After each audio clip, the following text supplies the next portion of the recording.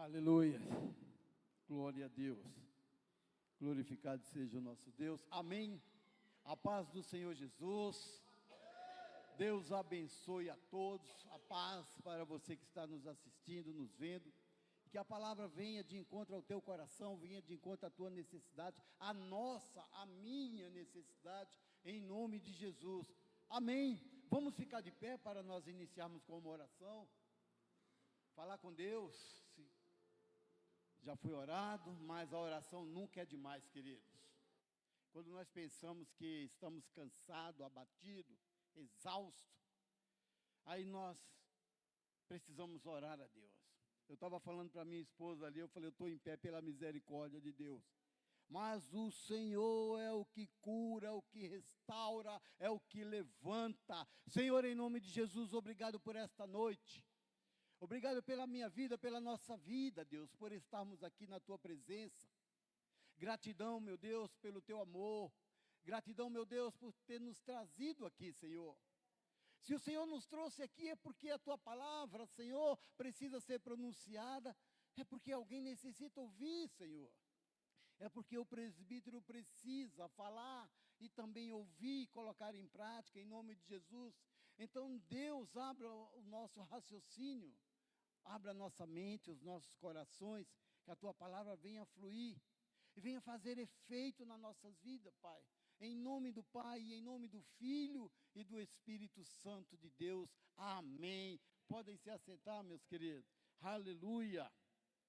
Glória a Deus. Glorificado seja Deus. Tem uma palavra para os nossos corações. E ela se encontra no livro de Lucas, aleluia, ela se encontra no livro de Lucas,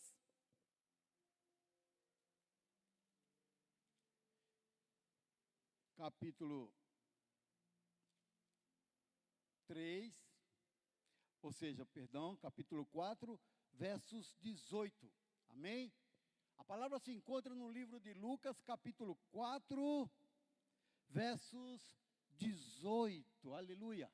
A palavra do Senhor diz assim: o Espírito do Senhor está sobre mim, aleluia, pelo que me ungiu para evangelizar os pobres, enviou-me para proclamar a libertação aos cativos e restauração da vista aos cegos, para pôr em liberdade os oprimidos.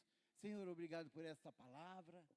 Podem se assentar, meus queridos, em nome de Jesus. Estamos aqui falando, estamos aqui lendo uma passagem que se encontra no livro do profeta Isaías, no capítulo 61. E muitas vezes nós achamos que é fácil ser profeta, é fácil ser pregador, é fácil ser levita, mas querido, esse homem aqui, ele também teve as suas perseguições, ele teve os seus problemas, mas o Senhor olhou para ele e achou graça nele. O Senhor olhou para ele como olhou para nós há alguns tempos atrás, e encontrou alguma coisa em nós. Nós não estamos aqui por um acaso, você não está ouvindo por um acaso, você não está nos assistindo por um acaso, é porque o Senhor encontrou e viu algo especial em você, aleluia, e não foi diferente com Isaías, mas o que o Senhor viu em Isaías foi tão profundo, que no capítulo 6, a palavra vai dizer que Isaías viu Deus, aleluia, no trono, que a aba das suas vestes enchia todo o templo. Quer dizer, antes de Isaías ser chamado, Deus já tinha um relacionamento com ele profundo. E às vezes nós não enxergamos isso em nós. Às vezes nós não vemos isso e achamos que nós vem aqui cultuamos e voltamos para casa e continua a mesma coisa, as mesmas palavras, as mesmas situações, mas o Senhor, Ele nos enxerga como menina dos olhos dele, como pérola preciosa. Aleluia. E aqui, este homem, esse profeta, ele estava falando de alguém muito importante. Ele estava falando para uma geração que estava cativa. Ele estava falando para um povo que também se encontrava em Judá, em Israel, que estava em humilhação, sem esperança. E ele levava a palavra, e Deus revelava, e Deus falava de um homem que ia vir. E esse homem era Jesus, aleluia. E Jesus aqui, lendo essa passagem em Lucas 4,18, o Espírito do Senhor está sobre mim, pelo que me ungiu para evangelizar os pobres, enviou-me para proclamar libertação aos cativos e restauração da vista aos cegos, para pôr em liberdade os oprimidos. Aleluia. Querido, Jesus veio, porque aqui se cumpriu a palavra, se cumpriu a profecia de Isaías. Neste momento que Jesus leu, cumpriu-se, mas muitos estavam desapercebidos, muitos estavam sem prestar atenção nos fatos.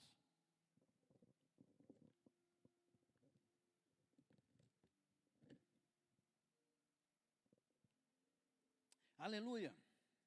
E passou desapercebido a presença de Jesus no meio do seu povo. E eu digo para os irmãos que muitas vezes não foi por causa que não entendia que ele era o Messias, que ele era Deus, que ele era diferente. É o orgulho de muitas pessoas daquela época, por ter conhecimento da palavra, da Torá, por ter estudado, por ser um homem respeitado perante a sociedade. Aí vem um homem desconhecido, vem um homem que é nascido de um carpinteiro, vem um homem que ali fazia uma diferença, e de repente passava em frente das sinagogas, e uma multidão o seguia, e todos aqueles instruídos. O orgulho era tanto que muitos não quiseram entender que ali era o Filho de Deus. É claro que no meio deles tem aqueles que, por ignorância, por falta de conhecimento, pelos olhos estarem fechados e os ouvidos espirituais, não entenderam. Mas Jesus veio, o tempo passou, muitos ficaram. E hoje nós enxergamos uma situação atual no mundo que é quase que semelhante. Nós então entendemos que Jesus, como Isaías falou, foi ungido, e o Espírito de Deus, aleluia, estava sobre ele. Ele foi ungido. Ele foi ungido, e nos ensina aqui, nessa mesma passagem, que a perseverança, a segurança de você estar com o microfone na mão e falando de Jesus tem que ser notória. Você precisa saber o que você está falando, porque o povo não está lendo a palavra, o povo não está lendo a Bíblia. E existem muitos cegos em cima do altar, levando pessoas para o abismo com promessas, com ilusões. E isso é terrível. Então é uma responsabilidade. E diante dessa palavra que Jesus, desse texto, desse contexto que Jesus leu, queridos, uns olhavam para ele e falavam: quem é esse? Quem é esse que entra aqui, abre o pergaminho, lê? O que ele está pensando que ele é? E Jesus, ele é Deus, aleluia. Ele conhece os meus pensamentos, os meus erros, os meus acertos. E Jesus sabia os pensamentos daquelas pessoas. Quem é esse filho de carpinteiro que entra aqui, querendo dizer que Isaías está falando dele? Mas sempre tem aquele, querido, que apoia. E existia também pessoas falando, mas ele fala, aleluia, com convicção, aleluia. Ele fala com autoridade, ele fala com conhecimento espiritual. Mas a palavra de Deus diz que Jesus, depois de ter saído, ele não parou. Houve o confronto direto com Jesus, como sempre. Houve a afronta, houve as palavras duras. Mas ele saindo dali, ele continuou o seu ministério. Quando Isaías falou que o Espírito de Deus estava com ele, se encontra em João 1:2, que diz assim: ele estava no princípio com Deus, nada foi feito sem ele, aleluia. Ele estava com Deus desde o princípio. Ele foi ferido, ele foi afrontado, mas ele saiu daquele local com a cabeça erguida.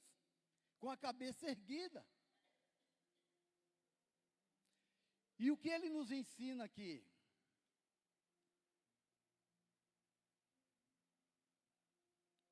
Nos ensina que nós não somos melhor do que ele. Meus queridos, amanhã vai amanhecer o dia.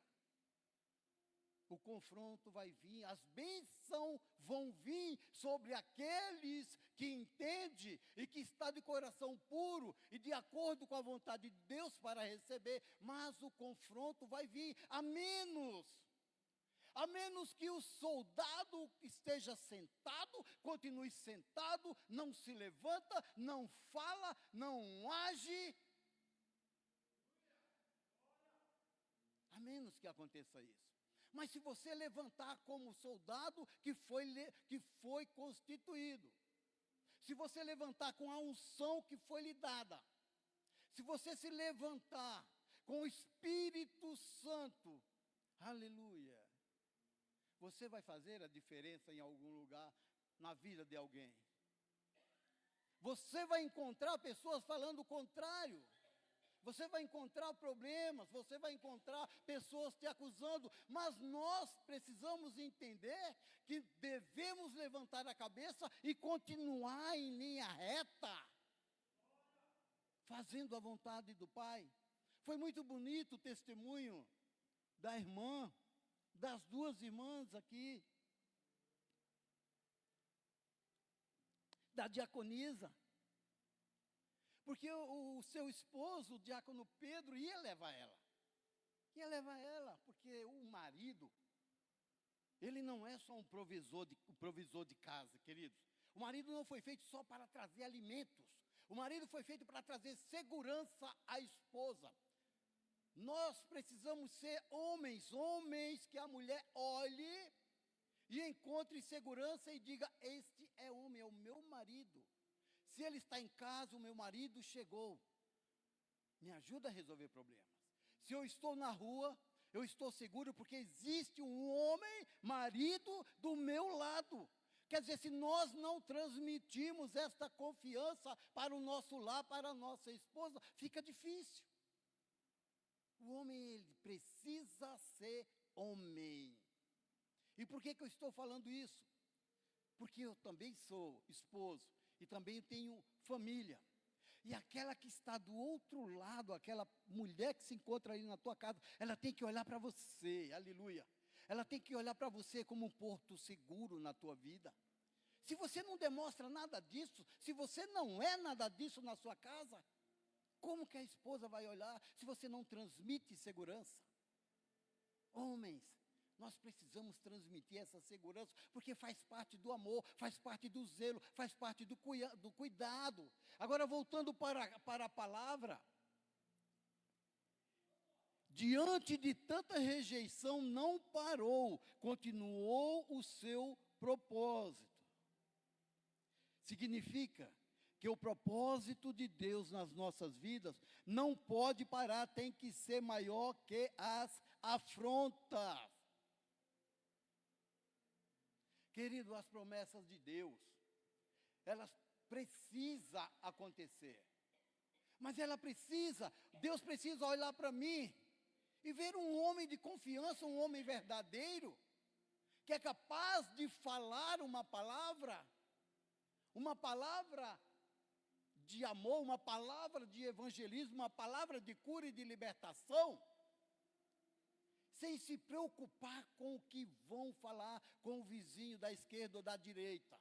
E você que está sentado, você que está ouvindo, você que está nos ouvindo, você é uma pessoa chamada por Deus. Precisamos nos levantar nesses últimos tempos. Às vezes nós queremos tanto, clamamos tanto, pedimos tanto a Deus, e Ele simplesmente a única coisa que Ele pede é: levanta e anda, aleluia. Levanta, ergue a cabeça. Meu irmão, presta atenção no que eu vou dizer. Quando você está com algo na sua mão e cai da sua mão, que você olha e é algo que você quer encontrar e você não vê. Você fica olhando, puxa, onde caiu, onde está, você não vê. É necessário que você se afaste 1 metro, 2 metros e olhe em ângulos diferentes e você vai encontrar. Assim também são os problemas que acontecem, que aparecem nas nossas vidas.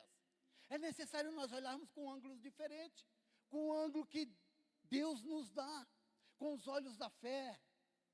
Até porque a palavra diz que sem fé é impossível agradar a Deus. Mas, irmãos, a palavra desta noite é sobre unção. Deus te deu unção para quê? Deus nos deu unção para quê? Deus nos chamou para quê? É uma pergunta que é necessário nós fazermos. Por que e para que Deus nos chamou? Se não para apregoar o evangelho ao cativo, trazer esperança àquele que está angustiado. Como eu estava falando, o diácono Pedro falou para a esposa: olha, eu vou te levar porque ele tem zelo. Ele sabe que é melhor ela ir do lado dele do que ir de ônibus. Mas ela falou: eu vou de ônibus. Querido, analisa bem essa situação. Por que ela foi de ônibus? Foi acaso? Não é nada acaso quando se trata do povo de Deus, quando se trata de um diácono, quando se trata de um obreiro, de um pastor, de um presbítero. Não é nada acaso. Deus queria colocar aquela jovem na frente da diaconisa. É uma experiência a mais. Aquela mulher que estava vendendo bala saiu da casa dela, entrou no ônibus, mas Deus preparou uma diaconisa para que também entrasse no mesmo ônibus e tivesse compaixão, aleluia. Entende que tudo tem um propósito? E às vezes nós não entendemos. Tudo preparado por Deus, tudo arrumado por Deus. E às vezes nós ficamos chateados porque o ônibus quebra, o carro atrasa, o pneu fura, perdemos o avião. Não, queridos, para aí, você é cristão, nós somos cristãos. É joelho no chão e perguntando a Deus: por que, Senhor? Para quê? Nós não estamos aqui simplesmente para ganhar chaves, para ganhar casas, para ganhar carros. Não, não, não, não. Isso são as demais coisas. Nós estamos aqui hoje, nesta noite, aleluia, para aprender que somos condutores da boa nova para aquele que está necessitando. Aí o Senhor começa a te olhar, para o presbítero, e fala: eu vou curar esse homem, eu vou curar ele. Eu vou curar ele porque eu estou entendendo e eu estou observando que ele vai fazer a minha vontade. Foi isso com Isaías. Eu vou levantar este homem porque ele vai ser fiel nas minhas mensagens, mesmo que custe a sua vida, e verdadeiramente custou. Nós sabemos que Isaías foi cerrado ao meio. Então o Senhor, Ele não levanta homens e mulheres que não têm possibilidades. Ele sabe que dentro existe um gigante. Ele sabe que dentro existe alguém forte. Aleluia. Que quando Ele permite que o Espírito Santo entre, é capaz de mover montanhas. E Ele deixou esses sinais para nós. Mas aonde nós estamos que não tomamos posse? E o impor da mão, querido. O impor da mão é bíblico, é evangélico. Nós não podemos ter nojo das pessoas como estão, porque Jesus não tinha. Nós precisamos impor sim a mão. Se você sentir no coração de impor a mão e orar por alguém, coloca a tua mão, porque a tua mão é santa, aleluia. Porque o Senhor está querendo derramar do poder dEle. O Senhor está querendo curar aquela pessoa. O Senhor está querendo levantar aquela pessoa. E você é o combustível, você é a pessoa. Então não podemos nos sentir um qualquer. Às vezes pedimos tanto para nós, mas o Senhor está querendo apenas que a gente tome atitude. E Ele vai falar, eu vou fazer. Eu vou fazer, porque eu sei que Ele não está querendo as demais coisas. Ele está buscando o meu reino e a minha justiça. Mas existe um processo, queridos. E esse processo, ele está conosco a todo instante, a todo momento, em todas as situações, que seja familiar ou não. Isaías assumiu a postura de um profeta, sem se preocupar com o que ia acontecer com ele. E ele estava falando para um povo que estava numa depressão tremenda, numa angústia, uma falta de esperança. Mas ele falava, olha, vai vir um, aleluia, vai vir um, aonde o governo vai estar no seu ombro. Vai vir um aonde? Eu gostaria de ler, irmão, Isaías 9:6. Eu gostaria de ler porque é muito forte isso aqui. Isaías 9:6. Porque um menino nos nasceu, aleluia. Um filho se nos deu. O governo está sobre os seus ombros. E o seu nome será maravilhoso, conselheiro, Deus forte, Pai da eternidade, príncipe da paz. Mas quem ia acreditar em Isaías naquele momento? De angústia, de tristeza, de prisão.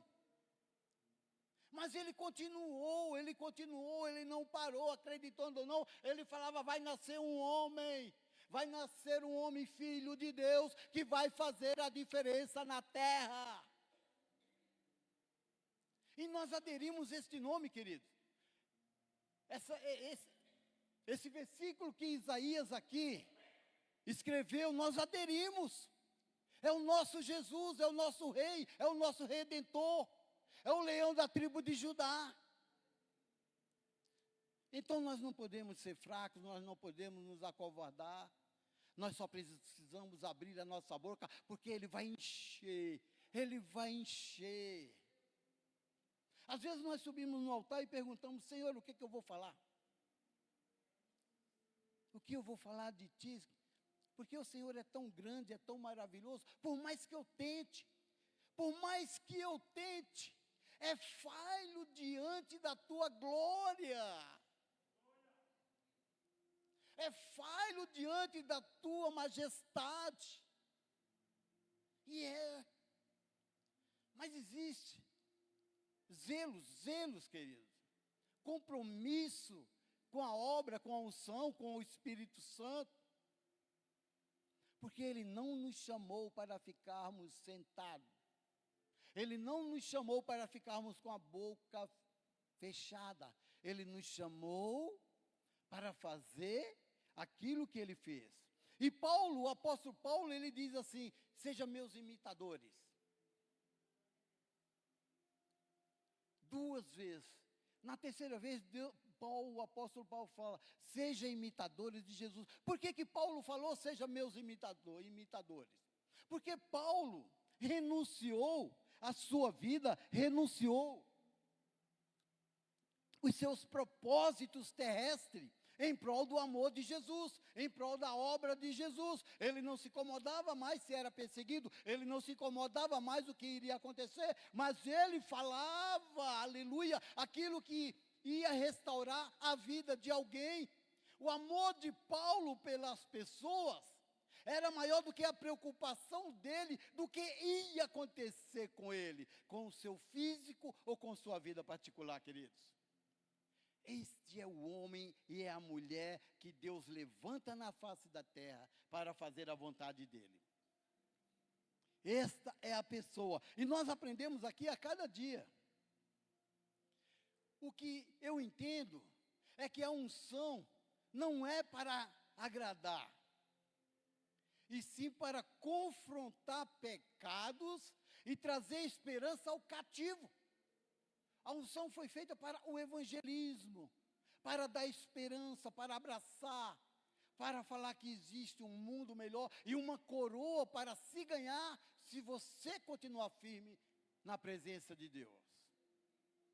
Então não adianta o presbítero querer agradar, fazer alguém sorrir, falar uma piadinha, que é o que está acontecendo nos altares. Eu preciso agradar alguém para que saia um glória dali. Eu preciso agradar alguém para que a igreja levante em glória, não, queridos. Eu preciso é falar a vontade de Deus. Eu preciso é fazer aquilo que Ele colocou dentro do meu coração. E o restante o Espírito Santo faz. É Ele que entra, é Ele que muda, é Ele que restaura, é Ele que se manifesta, a glória de Deus. Então tudo isso que nós estamos aqui passando hoje, que estamos ouvindo, não é em vão. Tudo isso aqui foi preparado por Deus. O que precisamos entender, o que eu sempre falo, é que você que está nos ouvindo, você que está nos assistindo, nós que estamos aqui, meu irmão, nós estamos numa batalha constante, uma guerra. Agora, se você achar que não, fica difícil para você ser um guerreiro valente de Deus, apregoando o Evangelho. Nós estamos em guerra 24 horas. O cristão vive em guerra 24 horas, às vezes, muitas vezes, contra ele mesmo, contra os seus desejos carnais, a sua vontade de errar. E o Espírito Santo no seu ouvido, não faça isso. Não faça. Não faça que vai entristecer a Deus. Então nós estamos em batalha constantemente. Mas Jesus venceu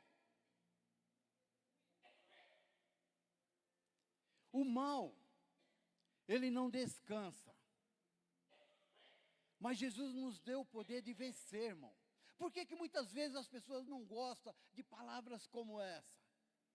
Mas é necessário gostar ou não gostar, mas precisamos ouvir. Jesus nos deu o poder da palavra, o poder do nome dele, de citar e expulsar e curar. E precisamos colocar em prática na igreja. E aqui é uma igreja que busca a salvação. Aqui é uma igreja que busca a oração. Aqui é uma igreja que tem o caminho, que tem um relacionamento com Deus. Aleluia! Aleluia! E nós não vamos perder essa essência. Nós não vamos perder essa vontade de estar guerreando do lado de Jesus e fazendo aquilo que é certo aos olhos dele, queridos. Em João 16, 33, se pudesse colocar, eu ficaria muito grato. João 16, 33. João 16, 16. Essas coisas vos tenho dito para que tenhais paz em mim. No mundo passais por aflições, mas tende bom ânimo, eu venci o mundo. Eu venci o mundo. E quem está falando não é um homem comum, quem está falando não é uma pessoa qualquer, quem está falando é o nosso rei, é aquele rei que vai voltar, é aquele rei que vem nos buscar, é aquele rei que está nos esperando. E esse rei tem que ser exaltado aqui na terra, querido.